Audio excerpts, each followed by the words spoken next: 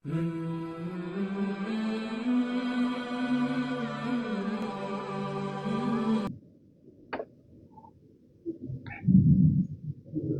عليكم ورحمة الله وبركاته. إن الحمد لله نحمده ونستعينه ونستغفره ونعوذ بالله من شرور أنفسنا ومن سيئات أعمالنا. من يهده الله فلا مضل له ومن يضلل فلا هادي له. أشهد أن لا إله إلا الله وأشهد أن محمدا عبده ورسوله وخليله وصفيه لا نبي ولا رسول بعده. اللهم علمنا ما ينفعنا وانفعنا بما علمتنا وارزقنا علما. رب اشرح لي صدري ويسر لي أمري واحلل عقدة من لساني يفقهوا قولي. ثم أما بعد. Puji syukur alhamdulillah kita panjatkan kehadirat Allah pada pagi hari ini atas izin dan takdirnya dipertemukan kita oleh Allah di majlis yang mulia, Majlisul Iman, taman dari taman-taman surga. Sebagaimana Allah Subhanahu wa taala memudahkan kita untuk hadir di taman-taman surga di dunia, kita berharap kepada Allah Subhanahu wa taala dan nanti dimasukkan oleh Allah ke dalam taman surga yang sesungguhnya pada hari kiamat kelak. Allahumma amin. Jamaah sekalian dirahmati oleh Allah, kita akan melanjutkan kajian pada kitab Sahih Al-Bukhari. Di sini kita akan membahas satu hadis terkait dengan proses perpindahannya kiblat. Al-Imam Al-Bukhari rahimahullah taala menyebutkan sebuah judul dengan mengatakan babun as-salatu minal iman. Bab as-salatu minal iman, salat bagian daripada iman. Kalau salat disebut bagian daripada iman, sementara kita tahu salat itu terdiri dari amalan lisan sama amalan zahir juga amalan hati.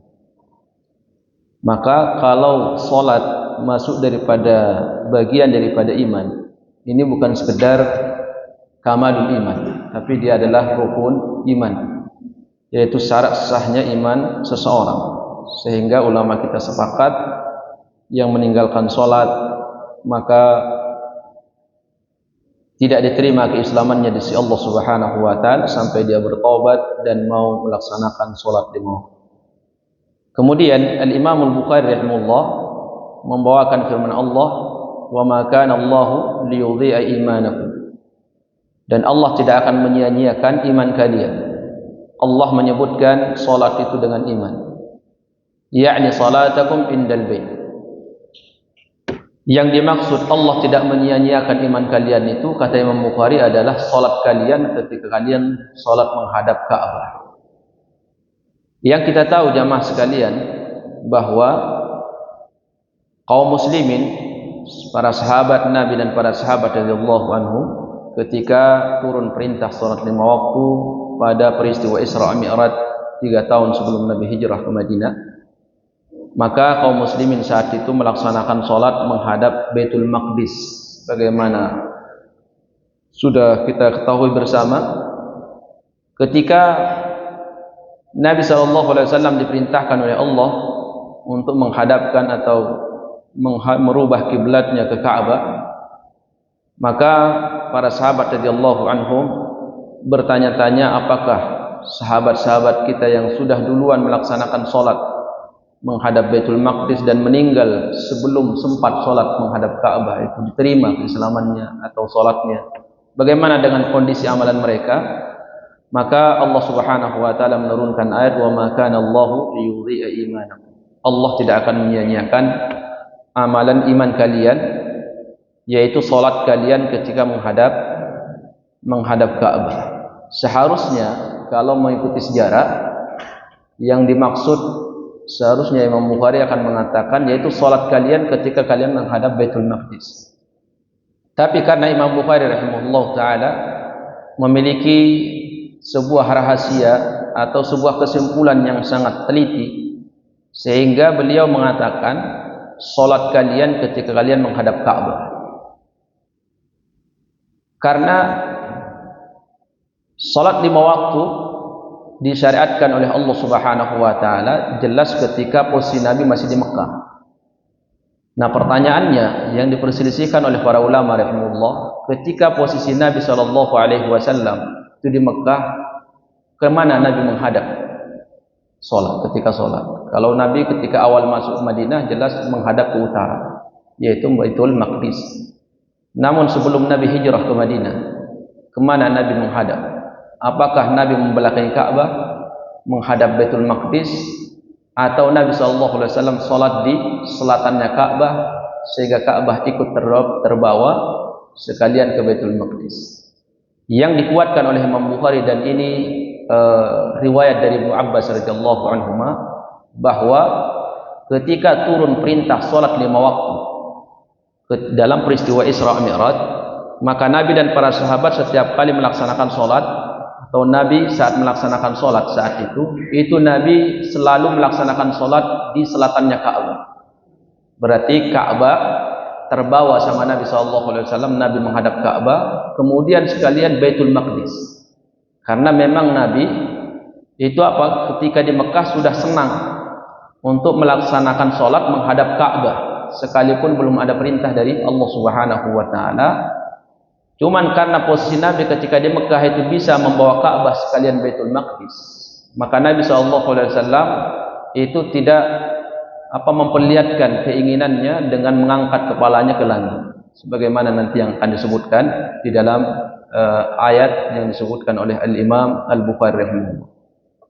Jadi setiap Nabi salat, kata Ibnu Abbas, itu saat di Mekah selama 3 tahun kurang lebih, maka Nabi menghadap Ka'bah sekalian Baitul Maqdis. Berarti Nabi posisinya di mana? Ketika salat ya jelas melaksanakan salat di selatannya Ka'bah, karena Baitul Maqdis itu di utaranya Mekah. Kemudian ketika Nabi hijrah ke Madinah, maka Nabi SAW secara otomatis membelakangi Ka'bah dan menghadap ke utara, karena posisi Madinah itu berada di utaranya Mekah, ya, di utaranya Mekah. Ini kalau sana mana utara sana ya.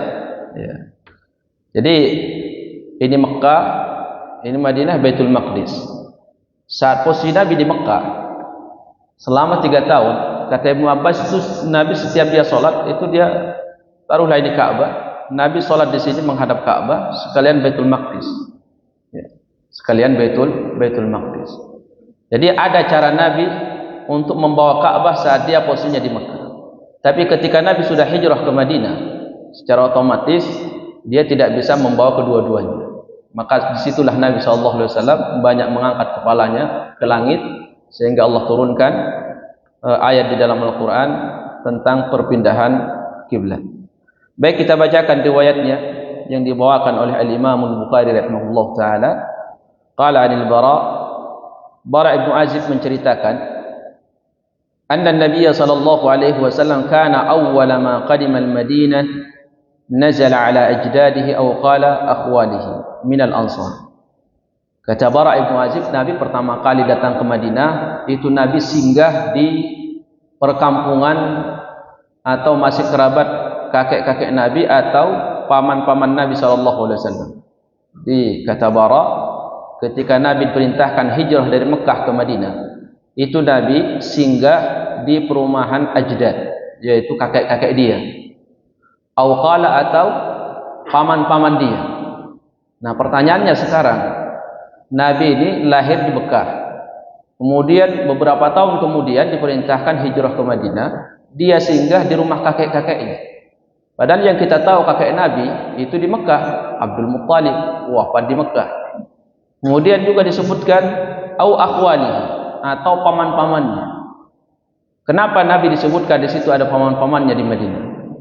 Ini sejarahnya. Nah, ini mungkin nanti akan meluruskan kekeliruan kita, kebiasaan kita orang Indonesia yang menamakan paman itu dengan kakek. Ya, kalau dalam Islam paman, tapi tradisi Indonesia itu tak disebut kakek. Nah, ini kerancuan di dalam nasab Nabi. Jadi Rasulullah SAW itu punya kakek namanya Abdul Muttalib. Abdul Muttalib ini itu beliau nama aslinya Syaibah, ya, karena ketika lahir katanya sudah beruban, beberapa helai di rambutnya, sehingga dikasih nama oleh bapaknya, yaitu Hashim, itu dengan nama Syaibah. Nah, Syaibah ini itu lahir di mana? Di Madinah. Syaibah ini kakek Nabi Abdul Muttalib itu lahir di Madinah. Ibunya itu dari Madinah, namanya Salma bintu Amrin. Bapaknya Hashim itu nama aslinya Amir. Jadi Amir ini berasal dari Mekah. Ya, sebagaimana yang kita tahu tradisi orang Arab itu, mereka punya kebiasaan kalau musim panas mereka itu melakukan perdagangan ke Syam. Berarti mereka ke arah utara. Ya. Kenapa di musim panas mereka ke Syam? Karena daerah Syam itu rata-rata salju. Jadi mereka sanggup untuk melakukan perjalanan di padang pasir karena tidak terlalu dingin. Tapi kalau musim salju, musim dingin, itu tidak sanggup mereka berjalan karena dinginnya luar biasa ke daerah Syam. Karena Palestina itu masuk Syam. Akhirnya mereka melakukan perdagangan ke Yaman. Ke Yaman itu ke arah utara, di selatan. Selatannya berarti ke Yaman. Kafilah Amir yang kemudian hari dikenal dengan Hashim ini, dia melakukan perdagangan ke Syam. Otomatis melewati kota Madinah. Maka dia singgahlah dia di Madinah, nikahlah dengan seorang perempuan namanya Salma.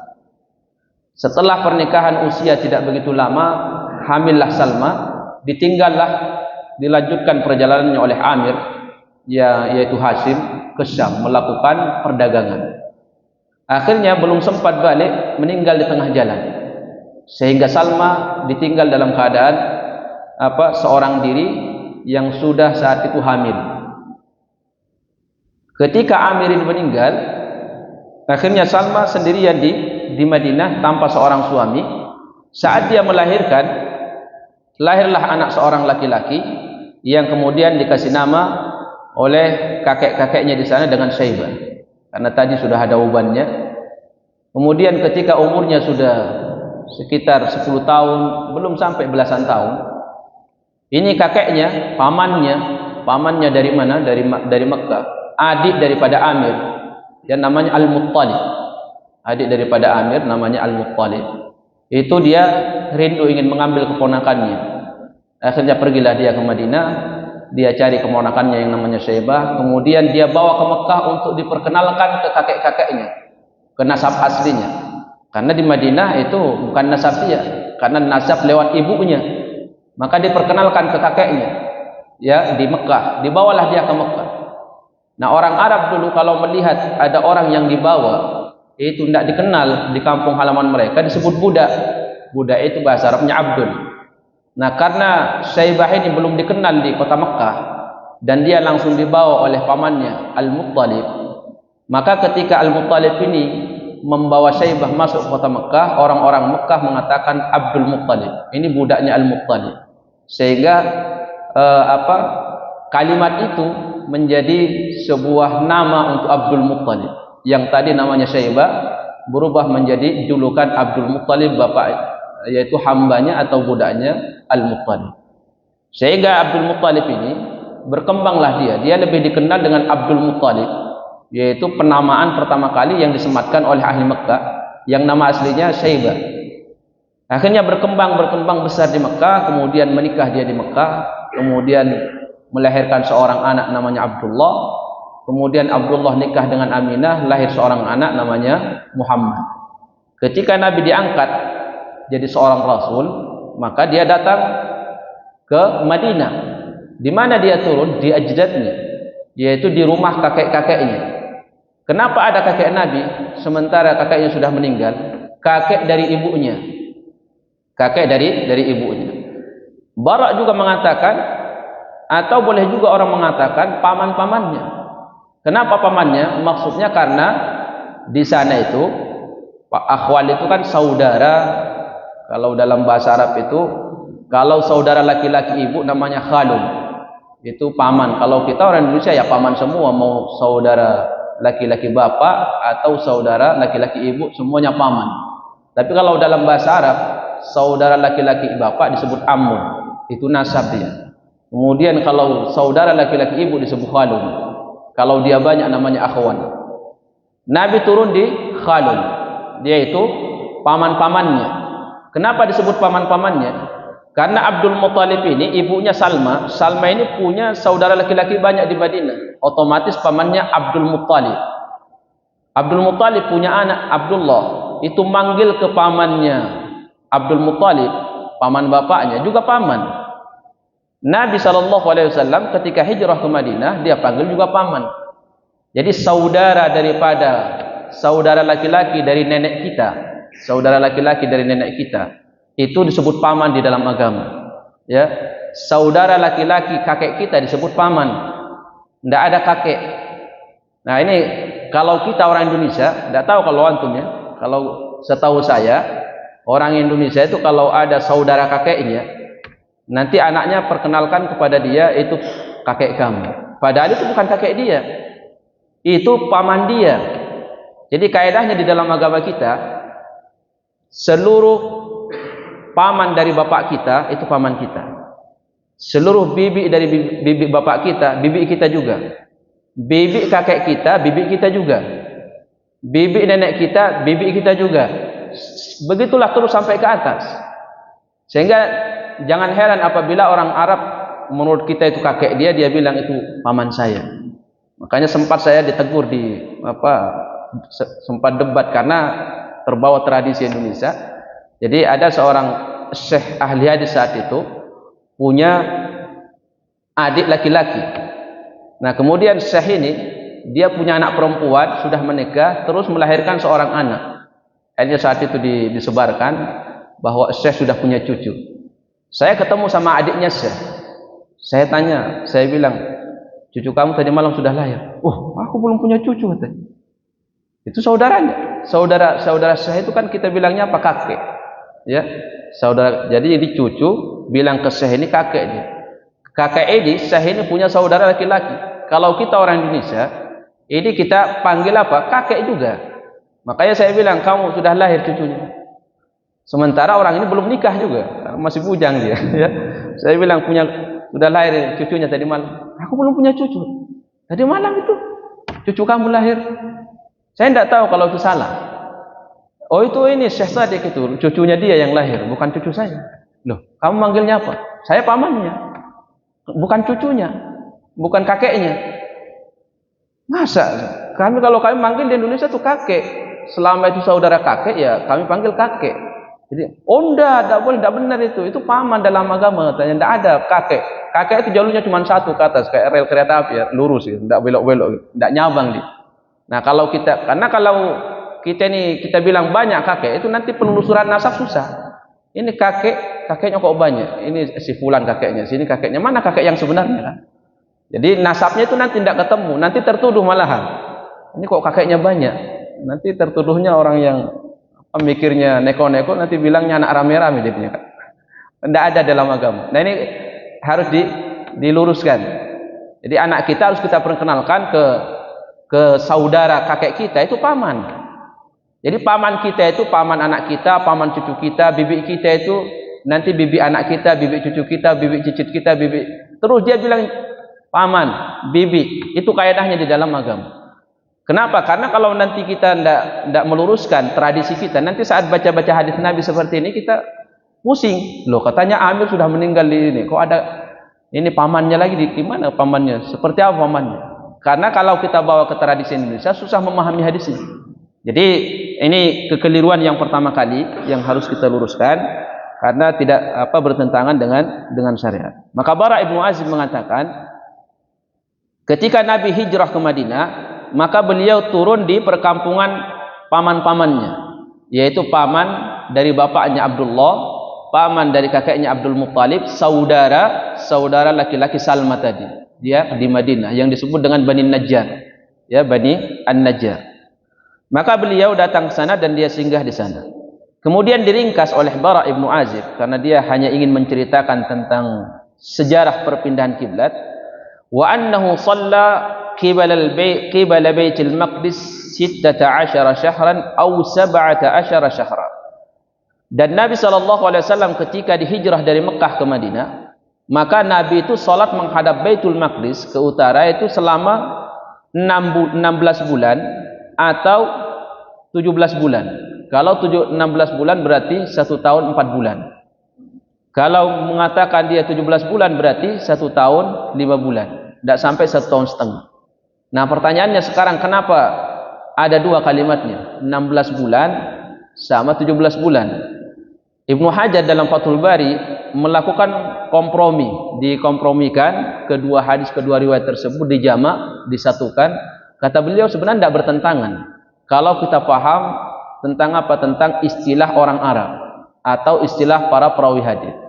Jadi mereka yang mengatakan bahwa Nabi SAW selama di Madinah itu sholat menghadap Baitul Maqdis 16 bulan, itu dia tidak ikutkan dia itu menghitungnya bulat, dihitung bulat semuanya, sehingga dijadikan 1-2 bulan itu.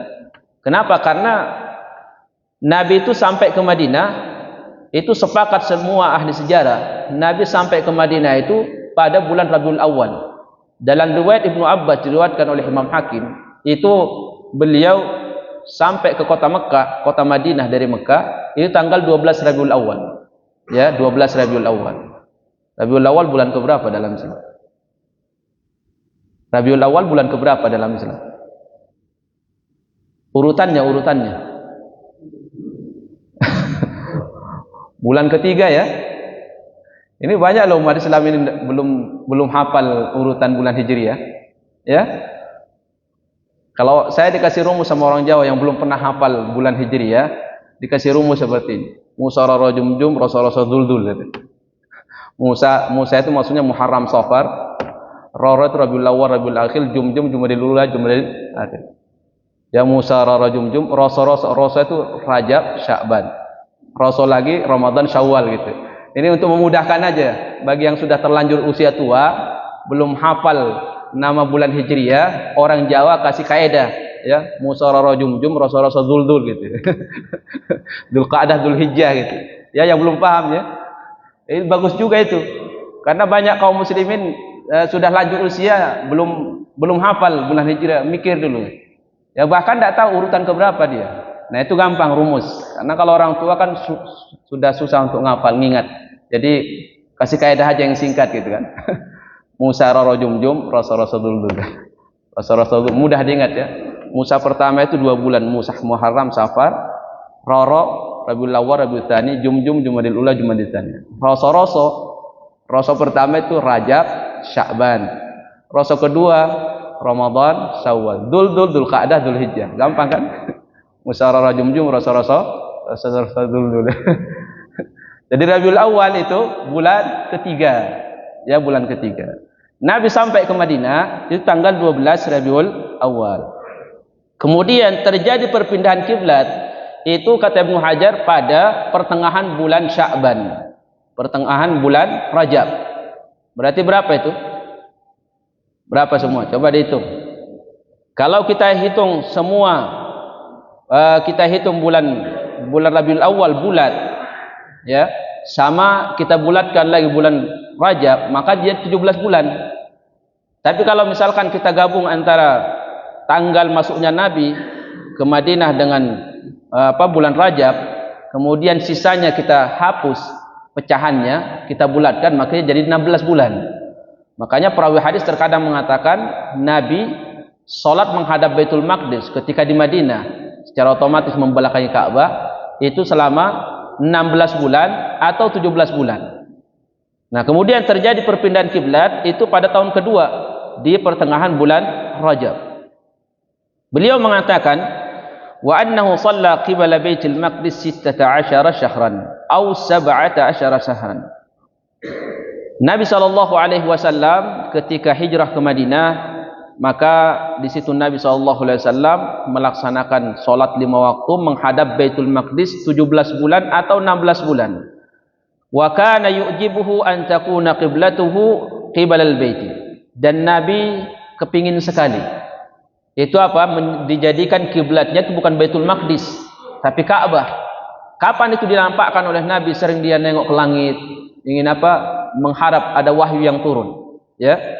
Qad nara taqalluba wajhika fis sama. Akhirnya Allah turunkan ayat, sungguh Allah telah melihat kamu wahai Muhammad banyak menadahkan wajahmu ke langit.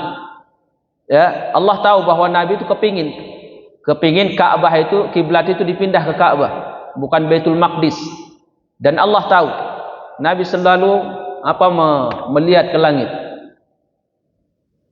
Kapan dinampakkan oleh Nabi selalu melihat ke langit? Itu ketika di Madinah.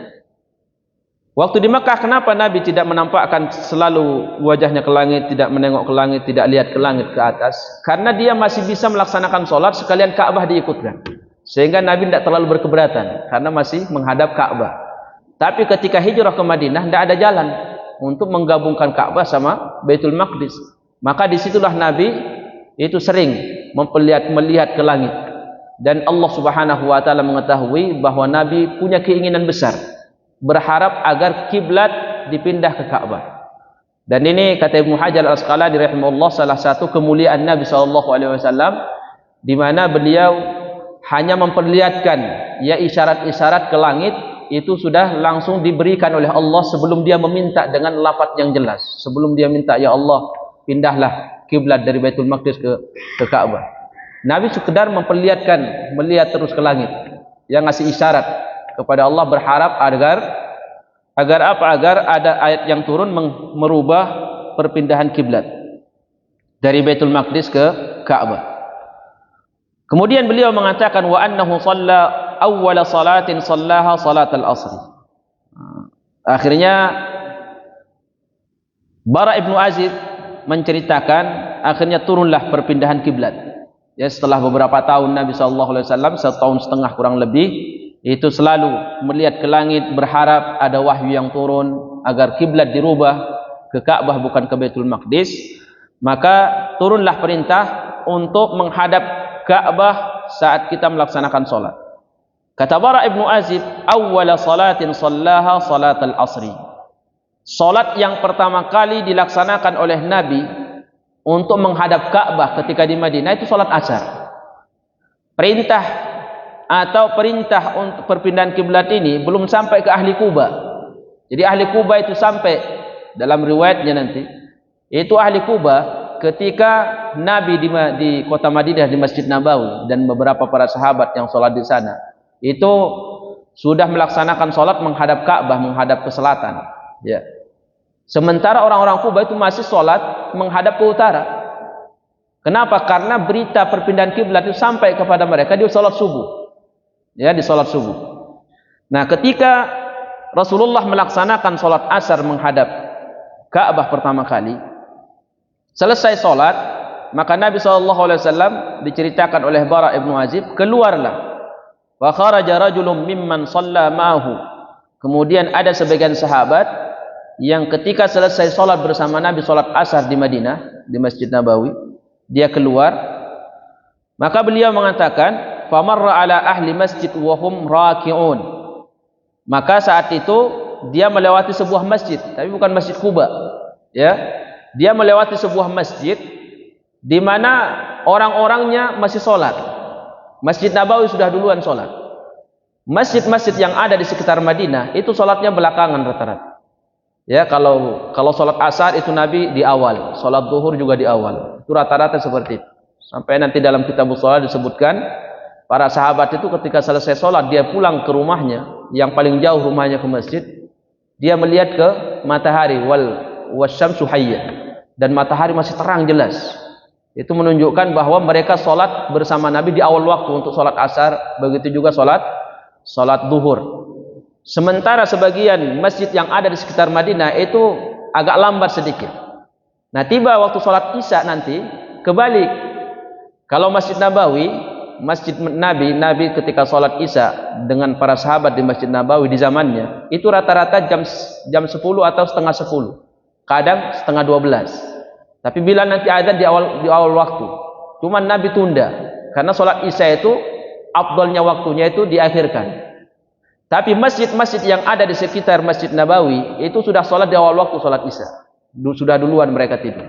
Maka ketika Nabi SAW pernah suatu malam itu lama tidak keluar, sampai apa? Sampai anak-anak dan kaum wanita yang ikut sholat di Masjid Nabawi saat itu sudah pada tidur. Sementara para sahabat itu segan mau memanggil Nabi, ya Rasulullah, ini sudah tengah malam. Itu tidak ada sahabat yang berani. Keluarlah Umar, dia menggunakan cara, dia teriak di luar masjid, dia mengatakan naman nisa wasibyan, anak-anak sudah pada tidur, kaum wanita juga sudah banyak yang tidur di masjid. Akhirnya Nabi dengar, akhirnya Nabi keluar. Itu di tengah malam. Kalau kita mungkin jam 12. Nabi keluar, Nabi sholat. Ya, setelah selesai sholat, Nabi menghadap para sahabat. Itu kata Anas bin Malik radhiyallahu anhu, sholat yang paling lama diakhirkan oleh Nabi, yaitu tengah malam. Akhirnya Nabi menghadap para sahabat dan mengatakan, selama kalian menunggu, kata Nabi tadi, menunggu sholat itu kalian, pahala kalian dihitung pahala sholat. Jadi berapa jam kalian nunggu, itu dihitung pahala sholat. Semua orang sudah pada tidur, kata Nabi, kecuali kalian nunggu. Kalian yang nunggu di sini, dan selama kalian menunggu itu dihitung pahala kalian pahala sholat. Jadi para sahabat senang. Ternyata apa? Nunggunya mereka lama di masjid, nunggu imam yang tidak kunjung datang, itu dihitung sholat, pahala sholat. Jadi sunnahnya imam ratib itu sunnahnya, itu ditunggu kapanpun dia datang. Jadi tidak ada ketetapan waktu berapa menit. Nah ini kita kena ini lagi ya, di mana-mana masih kena ini. Jadi dalam bab ini sepakat kita menyelisih sunnah. Jelas menyelisih sunnah, karena Nabi mengatakan la taqumu hatta tarawni, jangan kalian qomat berdiri mengatur shaf sebelum kalian melihat saya, bukan sebelum jamnya detik berbunyi, ya, sebelum kalian melihat saya. Maka Nabi SAW itu ditunggu oleh para sahabat. Coba bayangkan sampai tengah malam jam 12. Intinya kalau sholat isya itu Nabi rata-rata di Masjid Nabawi itu jam 10 atau setengah 10 paling cepat. Tidak pernah ditemukan Nabi di Madinah selama bertahun-tahun itu sholat di awal waktu untuk sholat isya. Karena Nabi mengatakan, laula an asyqa ala ummati la amartuhum bis salati hadisa. Andaikan tidak memberatkan umatku, akan aku wajibkan mereka melaksanakan sholat isya di jam seperti ini, jam 12. Cuman khawatir ya saat umatnya merasa keberatan, maka Nabi berikan kebebasan. Yang mau sholat di awal waktu silahkan, yang mau nunggu sama Nabi di sini silahkan juga sholat di akhirnya. Jadi kalau imamnya sudah tahu dalilnya ya, kalau imam terlambat datang itu dia ditunggu ya. Nah ini kesempatan imam bersantai-santai nanti punya dalil. Nanti ada KM yang marah nanti. Nah, akhirnya sahabat ini begitu dia keluar, ya sudah selesai sholat bersama Nabi, karena Nabi sholat asar di awal waktu. Dia melewati sebuah masjid di Madinah juga. Sahabat-sahabat yang sholat di situ lagi posisi ruku semua, Akhirnya sahabat ini melihat ternyata mereka yang sholat asar di masjid ini ternyata masih menghadap ke Baitul Maqdis, ke utara. Sementara Nabi dari awal dari awal rakaat itu sudah, awal rakaat sholat asar tadi itu sudah menghadap kiblat Ka'bah. Sementara sahabat yang sholat di luar Masjid Nabawi ini itu masih menghadap ke utara. Akhirnya sahabat yang tahu bahwa kiblat sudah dipindah, maka dia teriak di luar. Ya, dia teriak di luar. Kemudian dia mengatakan, asyhadu billah, laqad shallaitu ma'a Rasulillah sallallahu alaihi wasallam qibala Makkah. Jadi dia teriak di luar. Dia tidak nyuruh, ayo muter balik kalian. Tidak. Dia cuma teriak di luar masjid. Dia mengatakan, aku bersaksi ya kepada Allah Subhanahu wa taala bahwa saya barusan sholat asar bersama Nabi sudah menghadap ke Mekah. Kiblat sudah dirubah. Posisi para sahabat yang sholat di luar Masjid Nabawi ini, di masjid yang kedua ini, itu posisi ruku. Apa kata Bara Ibnu Azib? Fadaru kamahum qibalal bait. Akhirnya mereka tuh langsung muter dari utara, arahnya langsung muter ke selatan itu, tidak tahu ke kanan apa ke kiri. Ya, itu kata kamahum. Kamahu itu maknanya posisi ruku. Jadi tidak sempat berdiri lagi. Langsung begitu dia dengar kiblat dirubah, langsung muter. Ya, langsung muter. Ya. Mungkin itu muncul pertanyaan itu. Ya, kemana imamnya? Tidak usah ditanya, seperti itu hadisnya. Biar mereka yang ngatur, sudah selesai itu. Ya, kita sekedar dapat ceritanya dan tidak ada hukum di situ. Ya, tidak ada hukum harus ke kiri atau ke kanan. Nanti imamnya jadi di belakang sendirian sofnya. Ya, tidak tahulah, masa imamnya juga pastilah ke depan. Cuman ceritanya seperti apa, Allahu a'lam. Kita tidak mendapatkan cerita yang lengkap, yang sampai kepada kita cuman seperti itu. Begitu mereka mendengar kiblat sudah dipindah, posisi mereka ruku, mereka langsung muter ke arah selatan. menghadap Mekah. Nah ini masya Allah di sini ada istimbat yang sangat luar biasa. Kalau itu mungkin terjadi kepada kita, ini kan posisi ruku, kan agak sulit kita muter. Ya udah, mungkin kita berdirilah sebentar ya, tinggal berdiri cuma beberapa detik, selesai berdiri langsung muter kan enak. Ini muter posisi ruku, karena begitu dengar kiblat sudah berpindah langsung muter. Artinya apa? Para sahabat radhiyallahu anhum begitu mendengar ada perintah, itu tidak nunda-nunda. Ya, langsung diamalkan langsung. Kalau kita, oh tanggung, tinggal sedikit berapa detik, berdiri aja dulu. Apa susahnya? Kalau kita, karena terlalu banyak apa? Banyak negonya. Kalau ada perintah itu banyak negonya. Gimana kalau ini? Gimana kalau ini? Kalau ada larangan juga sama. Tapi kan ini, banyak tapinya. Kata ulama, kalau kamu sudah bilang tapi, itu sudah hilang. Sami'na wa ta'na itu sudah tidak ada. Kalau sudah bilang tapi, ya memang ini perintah, memang ini larangan. Tapi kan, nah setelah tapi itu kata ulama tidak usah dilanjut. Ya setelah tapi itu sudah memutus sami'na wa ta'na. Para sahabat tidak ada tapi. Langsung ada perintah, langsung ada larangan, langsung. Tidak ada tapi-tapi. Kalau kita ini umat tapi, ya dengar perintah tapi, banyak tapinya. Para sahabat bayangkan itu. Andaikan mereka hitung-hitungan tanggung seperti kita kan, tinggal berdiri kan enak berdiri. Muter bayangkan posisi ruku itu. Ya dari arah utara ke arah utara langsung muter ke selatan. Nah ini juga dalil bahwa ketika kita sholat salah kiblat langsung muter. Ya, tidak perlu membatalkan sholat. Kalau ada teman kita tahu dia lagi sholat atau sholat sunnah, kita lihat dia salah kiblat, langsung ditegur. Kamu salah kiblat, muter ke kanan atau muter ke kiri, masih kurang misal. Tidak ada masalah. Kenapa? Karena para sahabat ini muter lewat apa? Panduannya. Ada sahabat yang mengingatkan, kiblat sudah dirubah ke arah selatan, bukan ke utara lagi ke Baitul Maqdis. Muter semua para sahabat radhiyallahu anhum. Fadaru kamahum qibalal bait.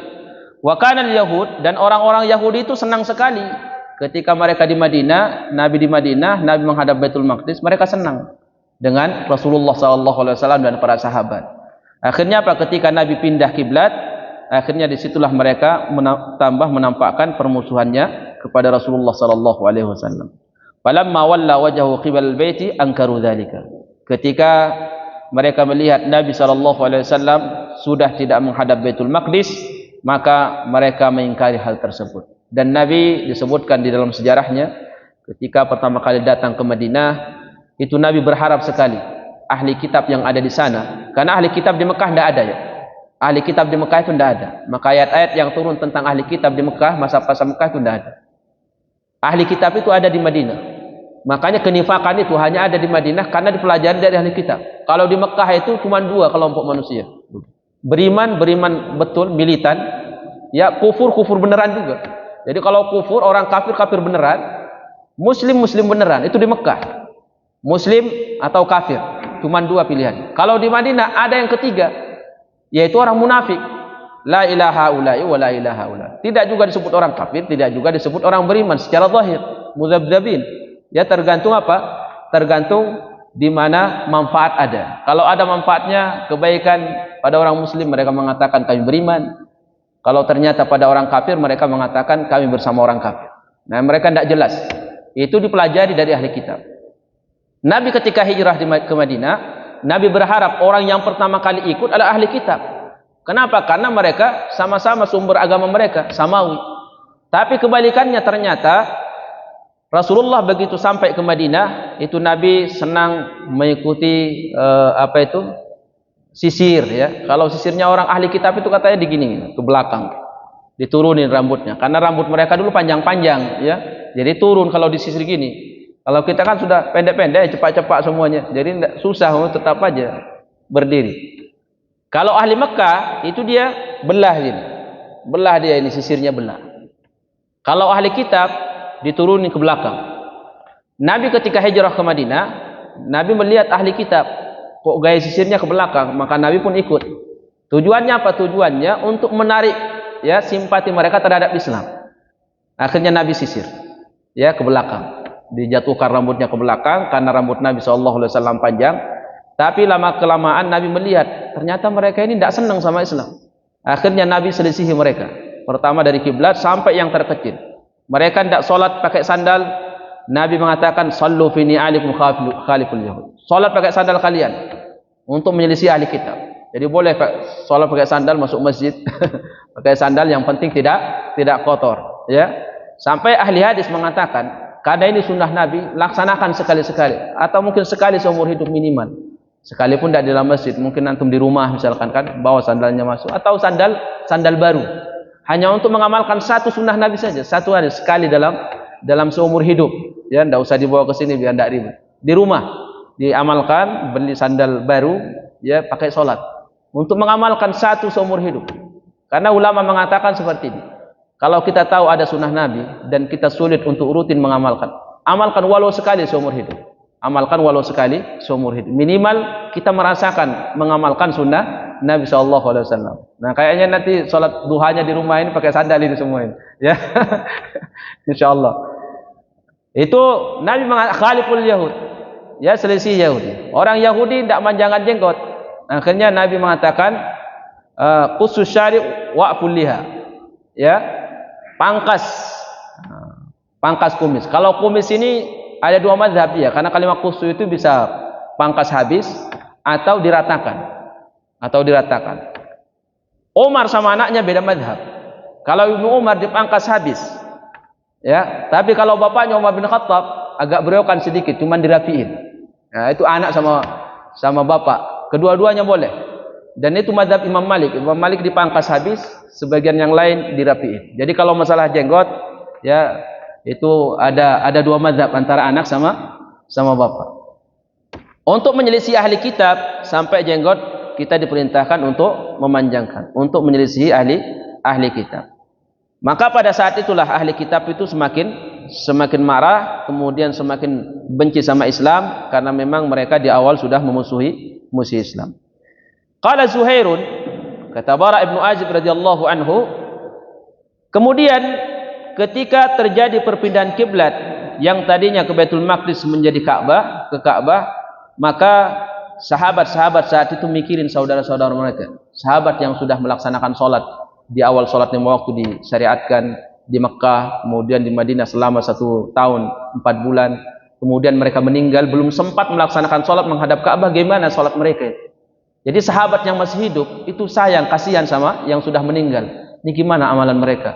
Sholat mereka diterima tidak sama Allah Subhanahu Wa Taala? Kata Ibnu Hajar, ditelusuri semua riwayatnya yang disepakati oleh ahli sejarah bahwa selama diperintahkan sholat 5 waktu mulai dari Mekah sampai terjadi perpindahan kiblat, ada 10 sahabat yang sudah meninggal belum sempat melaksanakan sholat menghadap Ka'bah. Mereka hanya sholat menghadap Baitul Maqdis. Sebagian di Mekah meninggal, sebagian di Habasyah, sebagian di Madinah. Itu semua jumlahnya 10 orang atau 10 sahabat. Sisanya diperselisihkan apakah dia sahabat atau tidak. Akhirnya ketika para sahabat bertanya-tanya, apakah sholat saudara-saudara kami yang menghadap Baitul Maqdis belum sempat sholat menghadap Ka'bah diterima oleh Allah? Diturunkanlah ayat oleh Allah Subhanahu Wa Taala, Innallaha wa ma kana Allahu liyudhi'a imanakum. Dan Allah tidak akan menyia-nyiakan iman kalian, yaitu sholat kalian. Jadi sahabat yang sholat menghadap Baitul Maqdis dan belum sempat sholat menghadap Ka'bah, semua dihitung sholat oleh Allah karena syariatnya saat itu adalah menghadap Baitul Maqdis. Waktunya tadi sudah dipesan sampai setengah 6 ya. Insyaallah kita cukupkan penyampaian materi dan sisanya kita gunakan untuk tanya jawab. Barakallahu fikum. Silahkan kalau ada pertanyaan.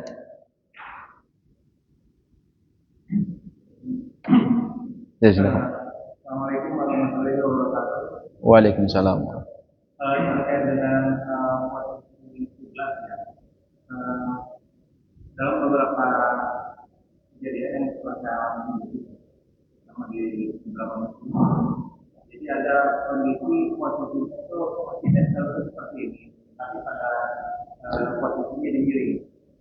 Nah, ini ada 2 kejadian yang membuat saya terkait posisi masjid yang selalu kemudian kedua ya pakainya sama. Ini ada 2 kejadian. Yang pertama di daerah Lembang, pada saat pembunuhan gitu. Masjidnya selalu tetapi ada perubahan jadi pakainya miring. Sehingga sholat yang jamaah itu ada yang ikut miring di kanan, ada yang tetap ikut terbuka gitu ya. Jadi biasanya ini kondisi seperti ini ya. Terus yang kejadian kedua ya, bangunan masjid di Karawang ini, itu posisi tanahnya rata. Kemudian pada saat pembangunannya dia sudah dibikin miring. Sepertinya saya lihat ini mungkin arah di sengaja dibikin miring seperti masjid yang ini. Tapi pada saat pembangunan saya rasanya karpetnya miring lagi gitu ya. Lebih miring lagi. Saya sangat itu sudah membuat gitu ya, sudah dibikin miring karena perumahannya sudah dibikin miring. Pada saat sudah terlaksana selesai pembangunan, dibikin miring lagi karpetnya. Jadi kayak mimbarnya sudah terpakai. Jadi maksudnya ini pertanyaan saya. Yang menjadi dasar ketentuan gitu ya pada Islam itu benar. Sampai terjadi seperti itu ya. Jadi banyak yang tidak berubah lagi. Jazakallahu khairan. Terkait dengan menghadap kiblat, ulama rahimahullah taala sepakat kalau kita berada di samping Ka'bah wajib menghadap Ainul Ka'bah, ya, langsung menghadap Ka'bahnya. Makanya di Mekah itu muter ya, melingkar, karena menghadap Ka'bah tidak boleh lurus. Sawu sufufakum, ya, lurus seperti kita tidak boleh. Ainul Ka'bah. Makanya diperselisihkan oleh para ulama rahimahullah, orang yang sholat di atas pesawat, posisi pesawatnya di atas Ka'bah, apakah dibolehkan? Banyak ulama yang tidak membolehkan karena arah kiblat tidak ada, ya. Tapi kalau posisi pesawatnya jauh, maka dia, orang yang posisi jauh itu syatral Masjidil Haram, bukan Ainul Ka'bahnya, bukan ke Ka'bahnya, tapi syatra, itu arahnya saja, arah secara umum. Kalau seperti kita arah ke barat, maka kejadian terkait perubahan kiblat dari masjid yang sudah ada sebenarnya tidak perlu dilakukan perubahan itu. Kenapa? Karena kita ini cukup, kata ulama itu arah aja, tidak harus dipasin. Yang penting kita ini orang Indonesia. Kalau sholat menghadap kemana? Ke barat, udah. Selama masjidnya itu arahnya ke barat, udah. Selama bukan ke timur arah ke masjidnya, jangan dirubah. Biarin aja. Mungkin miring dikit, agak ke kanan, agak ke kiri, itu tidak ada masalah. Syatral Masjidil Haram itu diberikan kemudahan. Karena kalau kita praktekkan ini, coba kalau mau kita praktekkan. Ini masjid-masjid yang ada, sekalipun sudah pakai itu, sudah benar-benar mengikuti dimiringin masjidnya. Itu kalau ditarik garis lurusnya ke Ka'bah, itu pas enggak? Banyak juga yang menyimpang juga, enggak pas ke Ainul Ka'bahnya, itu enggak pas. Makanya Allah ngasih kemudahan kepada kita. Dikasih kemudahan itu apa? Syatral Masjidil Haram. Syatral Masjidil arah secara umum, bukan ke Ainul Ka'bahnya. Misalkan taruhlah kita orang Indonesia menghadap ke barat ya, atau ya ini Ka'bah misalkan. Kita orang Indonesia ini. Ya enggak? Orang Indonesia kalau sholat ya menghadap ke barat. Kita membangun masjid di sini misalkan. Arahnya ke sini, kiblatnya, mimbarnya di sini. Otomatis ketika kita sholat, itu kalau kita tarik garis lurusnya kan ke sini. Enggak pas ke Ainul Ka'bahnya juga. Nah, sholat yang seperti ini sah enggak? Sah kata ulama. Kenapa? Karena kita ini posisinya jauh. Ya, tidak harus kita ke Ainul Ka'bahnya, tidak harus kita miring ke sini semua. Tidak.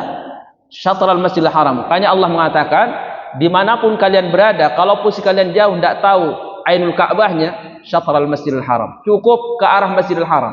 Kalau kalian orang Indonesia arah barat, kalau orang Mesir ke timur, orang di Syam ke selatan, orang Yaman ke utara, udah selesai. Selama itu utara. Jadi ini kalau kita sudah menghadap ke barat ini posisi masjid, tidak perlu dirubah. Ya, yang penting yang kita tanya dulu, sepakat tidak kita ini masjid kita arah ke barat gitu. Kalau kita sepakat, tidak perlu dirubah. Diperselisihkan apakah sampai pas ke bangunan Ka'bahnya atau tidak, itu tidak perlu dipertanyakan. Itu tidak dibahas oleh para ulama rahimahullah. Orang yang posisinya jauh itu itu mereka ke Syatrul Masjidil Haram, yaitu ke arah Ka'bah secara umum, bukan ke bangunannya. Tapi kalau kita melihat Ka'bah, wajib menghadap bangunannya, harus pas, tidak boleh miring, tidak boleh nyimpang dikit, itu harus pas. Karena kalau tidak batal salat kita. Seperti itu, Allahu a'lam bishawab. Kejadian-kejadian ini baru-baru juga sebenarnya. Ketika mungkin sudah ada alat canggih ini, media sudah alat canggih teknologi yang semakin meningkat ini ada, barulah tersingkap banyak masih dimiringin. Udah bangun, jelas arah ke barat, dimiringin karena ingin pas ke Ka'bah, bangunan Ka'bahnya. Itu dia yakin tidak juga kalau itu pas. Jangan-jangan tidak pas. Maka sesuatu yang diberikan kemudahan dalam Islam jangan dipersulit. Dalam kaidah kita ini, kalau sesuatu sulit, Islam memudahkan. Kalau ada sesuatu yang bermudah-mudahan, Islam agak sedikit mempersulit. Agar apa? Agar orang itu tidak mengikuti hawa nafsu. Jadi kalau terlalu lebar dibatasin oleh Islam, kalau terlalu sempit dilebarin dikit oleh Islam. Itulah agama kita. Kita yang dari jauh sulit untuk mengetahui alul Ka'bah, udah syatral Masjidil Haram. Yang penting arah secara umum. Kita tidak dikasih beban oleh Allah untuk mengetahui pas atau hendaknya ke alul Ka'bah, itu tidak. Yang penting syatral Masjidil Haram, yaitu arah secara umum. Orang Indonesia ke barat, orang Mesir ke timur, orang Yaman ke utara, orang Madinah hadapnya ke selatan, orang Syam, Palestina, ya Suriah ke selatan. Udah selesai. Yang penting yang dipermasalahkan itu kalau masjid kita di Indonesia mengarahnya ke utara, nah itu harus diarahkan ke barat, dirubah, atau ke timur, baru diarahkan ke barat. Kalau itu, oh ini tidak kena Ainul Ka'bah, bangunan Ka'bah agak miring dikit, tidak perlu dirubah. Tidak ada fatwa ulama. Baca itu buku semua mazhab itu tidak ada. Semua mereka mengatakan berfatwa yang jauh dari Mekah posisinya, dari Ka'bah tidak melihat bangunan Ka'bah, syatral Ka'bah. Cukup arah Ka'bah secara umum, yaitu barat, utara, timur. Tidak harus ke Ainul Ka'bah. Kalau Ainul Ka'bahnya ke bangunannya. Siapa yang wajib itu? Mereka yang sholat dekat dengan Ka'bah dan dia lihat persis Ka'bah. Orang-orang yang ada di Mekah itu wajib, ya, menghadap ke Ainul Ka'bah. Seperti itu, Allahu a'lam. Barakallahu fikum. Nah,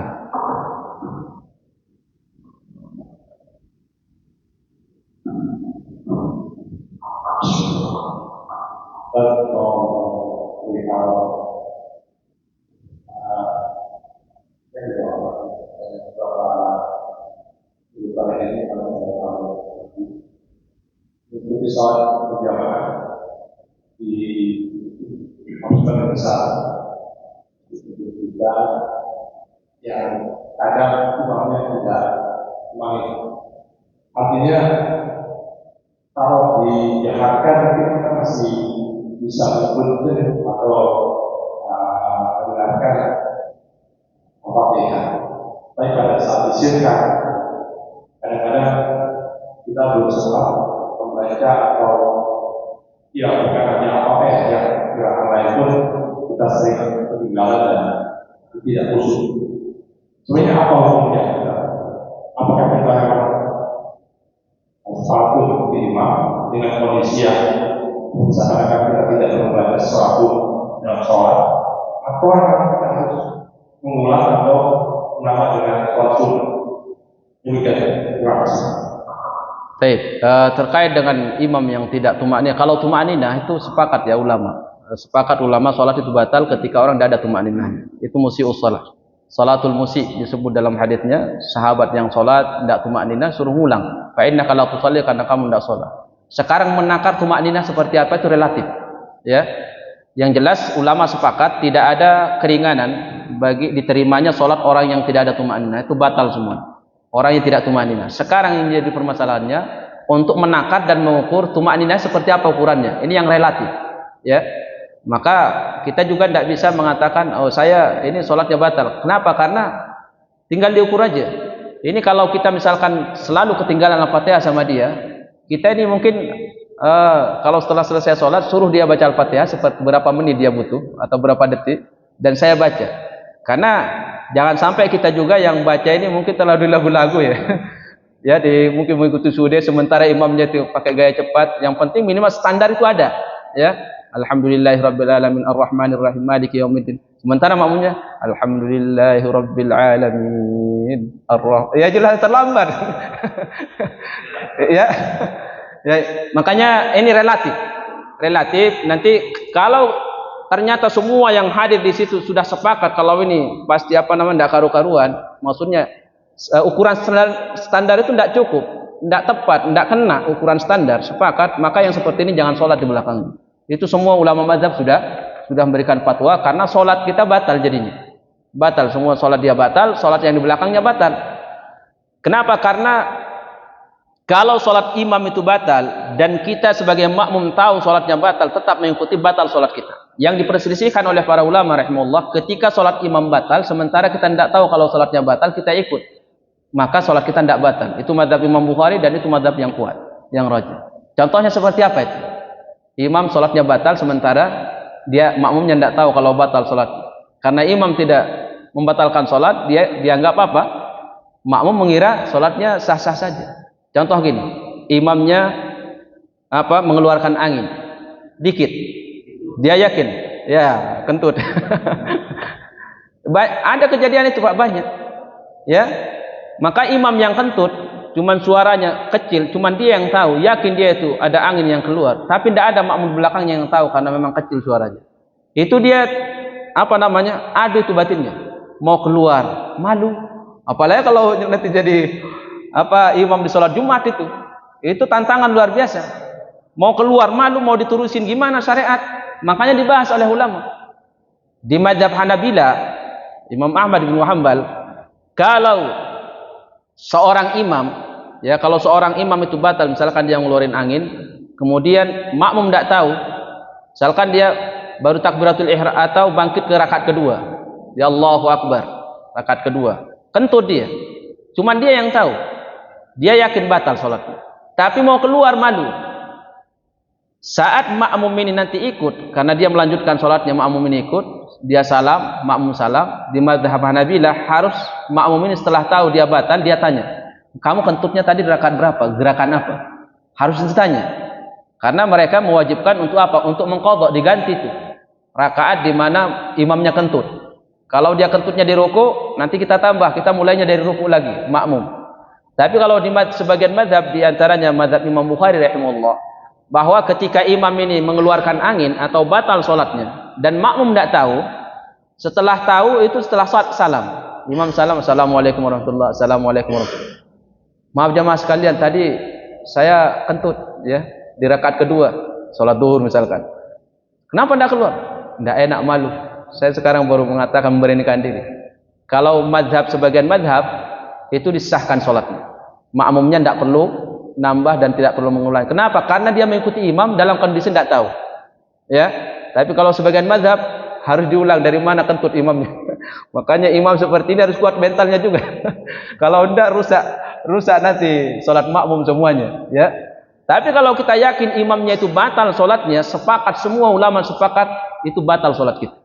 Kalau kita tetap mengikuti imam yang kita tahu batal salatnya, tidak sah, tetap kita ikut, itu batal sholat kita. Yang diperselisihkan kalau kita tidak tahu. Maka terkait dengan tadi membaca imam yang kita sering ketinggalan, itu untuk menekannya relatif kita mungkin kita kurang cepat sedikit, ya, kurang cepat. Kalau kita sudah cepat kok masih ketinggalan, dipercepat lagi masih ketinggalan sampai tidak karu-karuan Fatihahnya. Nah, ini kemungkinan besar imam seperti ini perlu diluruskan, ya. Seperti itu, Allahu a'lam. Barakallahu fiik.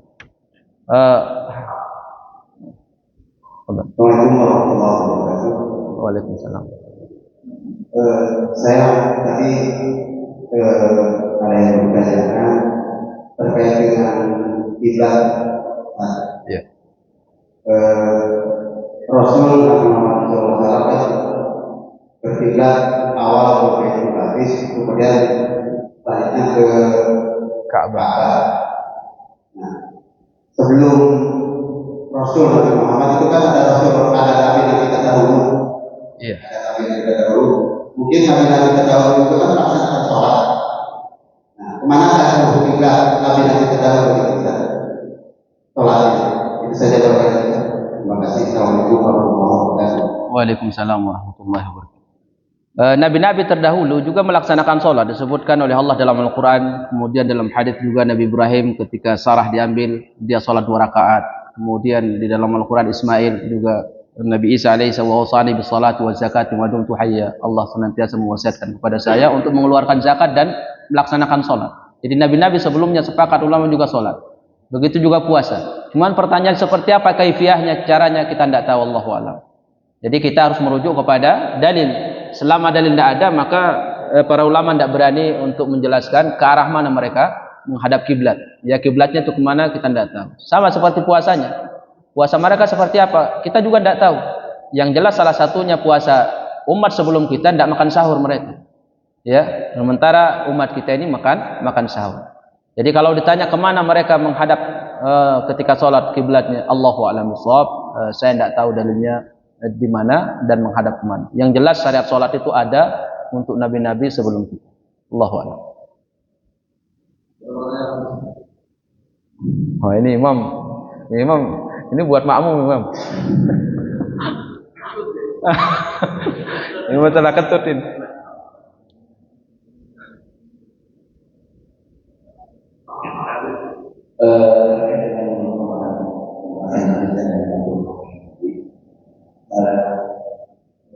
Tadi ada baru sholatnya, tapi kita buatkan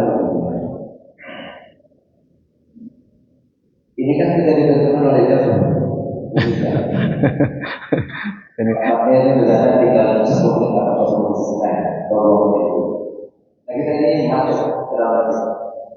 Nah, semua kita ini sudah terbentuk namanya dengan padahal berdasarkan hadis Nabi sampaikan itu, aku berdasar dengan analisis apa yang sampai jangan analisis sampai melihat aku. Nah kita ini dalam berapa dari yang masuk ke dalam masjid, ya kita datang lihat, nah kita sadar. Nah pertanyaan saya, apakah kalau dikatakan makmum tadi ini menunggu berdiri sampai atau dia itu? Pertanyaan saya. Kalau kebanyakan orang ini kita menunggu, kalau sholat sunnah, kita jujur di situ masalah itu ada. Nah ini kita mana apakah kita berdiri atau padahal kalau sholat itu sudah kita lakukan. Ya. Maksud. Baik, terkait dengan kita masuk ke masjid sementara waktu sholat sebentar lagi didirikan. Ada riwayat di Musnad Imam Ahmad rahimahullah, Nabi SAW melarang seseorang melaksanakan salat ketika kadar waktunya sudah mepet, sehingga sebagian ulama mengambil, diantaranya Imam Ahmad rahimahullah, karena Imam Ahmad ini usul mazhabnya ketika ada masalah kemudian ada dalil, tidak ada dalil sahih tapi ada dalil dhaif, kedhaifannya tidak terlalu parah, maka itu yang dia pakai. Maka di mazhab Imam Ahmad dia melarang ketika seorang melihat kadar waktu untuk sholat tidak cukup untuk sholat sunnah, maka mendingan nunggu. Tapi sebagian ulama mengatakan karena hadisnya ternyata dhaif hadisnya, sehingga mereka mengatakan tetap kamu sholat. Ya, kenapa kembali ke hadis Nabi SAW? Idza uqimatis salatu fala salata illa al-maktubah. Kalau sudah qomat maka tidak ada sholat kecuali sholat wajib. Segera diputus. Jadi merujuk kalau kita mau mengambil itu dalil dan mazhab Imam Ahmad dan sebagian ulama rahimahullah nunggu dia berdasarkan hadis. Tapi kalau kita telusuri ini hadisnya dhaif, maka dia punya kebebasan untuk sholat. Kalau ternyata qomat, yaitu tinggal diputus selesai. Ya, tinggal diputus selesai. Karena fa idza uqimatis shalah fala salata illa al-maktubah itu sepakat di sahih hadisnya. Sepakat semua ahli hadis. Kemudian hadis yang tadi itu diperselisihkan, ada yang menghasankan, ada yang mendhaifkan. Jadi semuanya Allahu a'lam kembali ke diri masing-masing. Maka kalau satu sunnah Nabi SAW itu hilang, maka itu akan berimbas kepada yang lainnya. Itu akan banyak masalahnya. Makanya salah satunya terkait dengan masalah jam seperti ini. Ya, itu akan banyak merembet jadinya. Itu akan banyak merembet, bukan sekedar masalah ini nanti. Itu akan merembet ke hukum-hukum yang lain disebabkan karena satu sudah diselisihi. Ya, petunjuk Nabi SAW. Sallu kama ra'aitumuni usalli. Ya, mungkin sekali-sekali dicoba ya. Mungkin silakan sama rembukan sama ini. Maksudnya sekali-sekali aja kita kalau imam sudah datang, udah kita qomat aja sekalipun belum tit-tit. Maksudnya biar kita laksanakan sunnah Nabi gitu. Yang terlambat. Mungkin kalau nanti ini dibatasi ya, takutnya juga imamnya berleha-leha di rumah, kan ini juga. Jadi mungkin sekali-sekali gitu kan. Kan unik kalau sampai imamnya sudah nunggu, makmum sudah nunggu, yang ditunggu siapa kan? Sementara jam yang ditunggu. Kita sholat, jamnya juga tidak ikut sholat kan? Jadi aneh gitu. Para sahabat menunggu Nabi karena jadi imam, jadi wajar. Maka mungkin sekali-sekali gitu, sekali-sekali biar tidak terlalu lucu kelihatannya. Itu sekali-sekali kalau imam sudah datang, sudah nunggu lama, kita makmum juga sudah banyak, sementara jam belum sampai, udah qomat aja. Ya kita yang buat aturan, kita yang takut melanggar. Ya, kita yang buat aturan, kita yang sepakat, kita yang buat. Takut sama siapa kita? Kalau kita langgar aturan kita sendiri, siapa yang mau ngikop kita gitu? Siapa? Tidak ada. Seharusnya kalau Allah yang ngasih aturan, itu yang kita takut. Kan takut diikop sama Allah. Ini masalahnya kita yang buat aturan, takut melanggar. Imam sudah dari tadi sudah penat, apalagi kamu asam uratnya. Makmumnya juga sudah banyak kan, nunggu semua ke sini. Nah makanya saya ngasih usulan, ya jangan terlalu patokan ke sini lah gitu. Kalau imam sudah siap semua, qomat udah selesai, cukup selesai. Biar nanti sunnah Nabi diamalkan sekalipun tidak totalitas gitu. Sudah ada yang diamalkan, jangan ditinggalkan keseluruhan gitu. Nah, baik, mungkin waktunya sudah habis. Barakallahu fikum.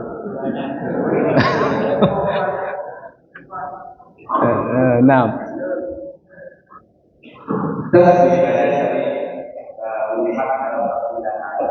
Iya.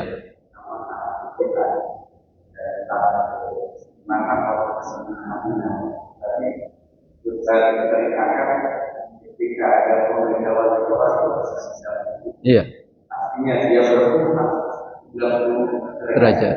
Nah, saya pertanyakan imamnya Nah. apakah dia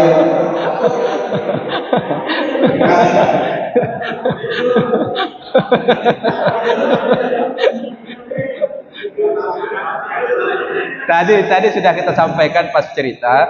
Jadi kita tidak tahu ini posisi imamnya kemana gitu kan. Pasti yang kita bertanya-tanya imamnya kemana gitu kan. Tadi. Nah. Iya. Ya kita dengar sebentar.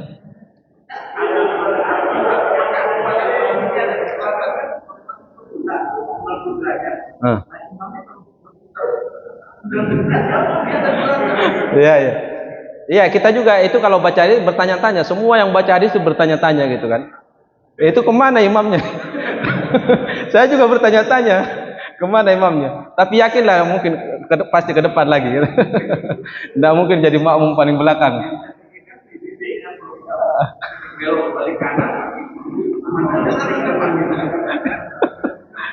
Ya. Ya. Kan larangan menghadiri sholat kita baca larangan ini mengharap kemampuan. Nah, bagaimana kita di antara larangan ini kita mengganggu jamaah yang lainnya, mengganggu jamaah yang lainnya.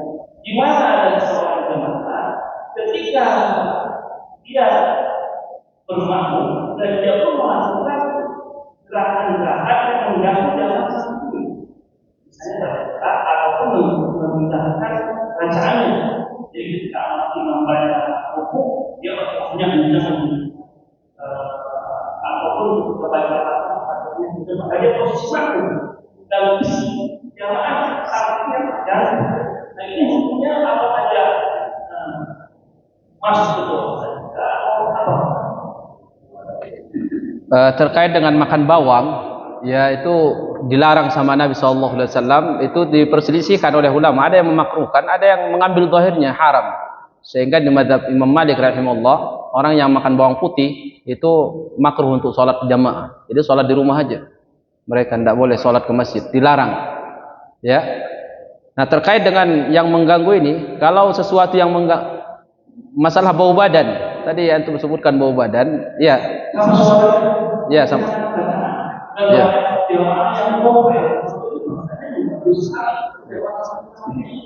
Ya kalau terkait dengan masalah bau badan itu tidak dilarang sama Nabi, cuman suruh dibersihkan. Karena bau badan bisa dihilangkan dia dengan mandi. Kalau nanti ternyata sudah memang seperti itu ya mau tidak mau yang lain harus sabar, gitu kan. Nah terkait dengan orang yang mengerasin suaranya, nah ini kan bisa dirubah sebenarnya. Jadi diusahakan yang mengganggu orang lain ketika sholat itu tinggal dinasihati supaya dia mengecilkan suaranya. Karena para sahabat tidak melakukan.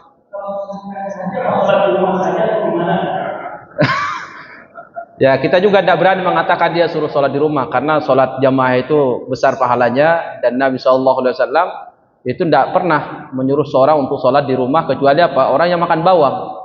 Nah ini orang yang makan bawang, kalau sudah makan bawang itu tidak bisa dihilangkan, dia butuh waktu, jeda waktu. Tapi kalau orang yang tadi itu bisa dia tinggal diam selesai, ya maksudnya bisa dirubah. Jadi kiasnya tidak masuk. Kalau kita mau kiaskan itu tidak masuk. Bawang, antum makan bawang, sikat gigi atau ini aja tetap keluar baunya, karena dari dalam dia keluar. Dia butuh waktu berapa waktu? Makanya Ibnu Umar mengatakan, Nabi setelah wafat, kalau ada orang makan bawang putih di zaman kami, kemudian ikut sholat kembali, disuruh ke kuburan Baqi, ya, tinggal di kuburan Baqi, dihilangkan baunya, sekalipun sholat jamaah sudah selesai, dia tidak boleh masuk masjid. Taruh kuburan, karena bau. Yang bau-bau itu kan hantu. Taruh ke kuburan. Nah itu kalau kita kiaskan dengan orang yang mengerasin suaranya, itu tidak masuk. Kenapa? Orang yang mengerasin suaranya mengganggu orang lain, itu bisa seketika dia dirubah langsung saat itu, tinggal nasihat. Jadi tidak bisa kita mengatakan kamu sholat di rumah aja seperti orang makan bawang. Kalau makan bawang tidak bisa hilang sudah, karena antum mau bersihkan pakai apa tetap dia keluar dengan nafas antum, dia tetap keluar, tidak bisa dibersihkan. Makanya Nabi melarang orang yang makan bawang untuk datang ke masjid, karena tidak ada solusinya jalan untuk membersihkan. Tapi kalau orang yang mengerasin suara, tinggal Pak nanti kalau sholat tolong dikecilin, selesai, bisa dia kecilin seperti itu. Allahu Akbar.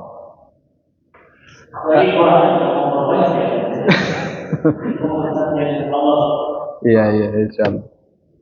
Baik, habis waktunya. Barakallahu fikum, jazakumullahu khairan. Nakhtatim bi du'ai kafaratul majlis. Subhanakallahumma bihamdika asyhadu an la ilaha illa anta astaghfiruka wa atubu ilaik. Assalamualaikum warahmatullahi wabarakatuh.